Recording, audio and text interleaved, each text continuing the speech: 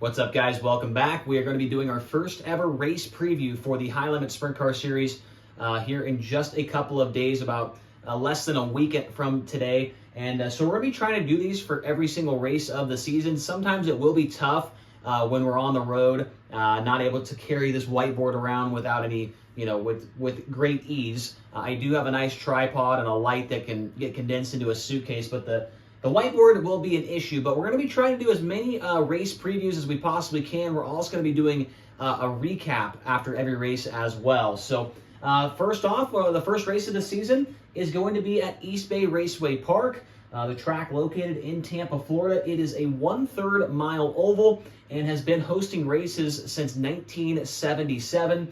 And this will be the final 410 race in the history of East Bay Raceway Park. The track is shutting down at the end of 2024. At least that's what it sounds like. Who knows? Something crazy might happen. But for now, it seems like this will be the final race in a sprint car at East Bay as far as the 410s go. So the track record at East Bay was set back in 2002 by Chad Kemenaugh at 11.638 lap time. Now, assuming that it's been 22 years since that track record was set, I wouldn't imagine we'll get anywhere near it, but just figured I'd put that on the board in case you were curious as to what the track record is. 11.638 by Chad Kemenaugh. So these two races will be held on Monday, February 12th, and Tuesday, February 13th. The Monday race will pay $10,000 to win and $1,000 to start.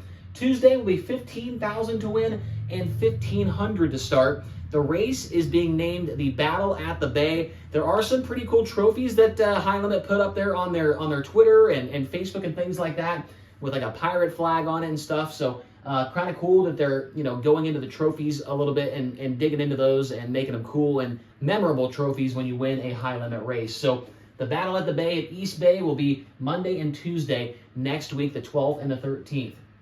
The estimated car count, right now we're at about 34, and there are some guys today, when I'm recording this, is the practice day at Volusia for the Outlaws. I do see guys like Craig Kinzer there, guys like Riley Goodnow there. Not sure if they're going to be at East Bay, but I would have to guess they probably would. But without them in that car count, right now we're sitting at right about 34 with all of the high rollers, along with some of these guys that will be invading, some of the travelers. We'll be talking about them here in just a moment. So who has won the most recent 410 races here at East Bay Raceway Park in 2023? Tyler Courtney. He went back-to-back with the All-Star Circuit of Champions, won both nights of their February stops at East Bay. The year before that, Courtney won again, but Corey Eliason was a winner as well on the two nights they had there with the All-Stars. 2021, there was no All-Star races, but there was a World of Outlaws race, and that was won by Aaron Reitzel. And in 2020, Reitzel and Kyle Larson, they split the wins with the All-Star Circuit of Champions in 2020. Before that, the last All-Star race was 2010, and there was no other big traveling 410 series that came through there between 2010 and 2020. So those are definitely the most recent winners at East Bay. Now, as far as the high rollers go, there are 17 of them. If you did not know that, maybe you're watching this for the first time, don't really know much about High Limit. There are 17 full-time drivers with the series, and 3 of them will be making their first ever appearance at East Bay Raceway Park, that being Spencer Baston, Corey Day, and James McFadden. So we'll be interested to see how those guys go. I would say all 3 of them. I feel like East Bay is a track that would be right up their alley, and they should take to it pretty quickly, but thought I'd add that to the board as well. Now, as far as 1/3 mile success goes here over the last couple of years, remember, as I mentioned, East Bay is a 1/3 mile oval, and thought I'd dig down a little bit here and see who's been good on those types of racetracks over the last couple of years. So according to DirtTracker.com, since 2017 with the World of Outlaws, Kyle Larson has the best average finish on 1/3 mile ovals at 4.0. And since 2017, Brad Sweet has 13 wins on 1/3 mile ovals with the World of Outlaws. Now, when it comes to the All-Star Series, since 2019, Brent Marks has the best average finish on a 1/3 mile track with the All-Stars at 4.3. And since 2017, or sorry, that should be since 2019, Tyler Courtney has 9 wins with the All-Stars on 1/3 mile racetracks.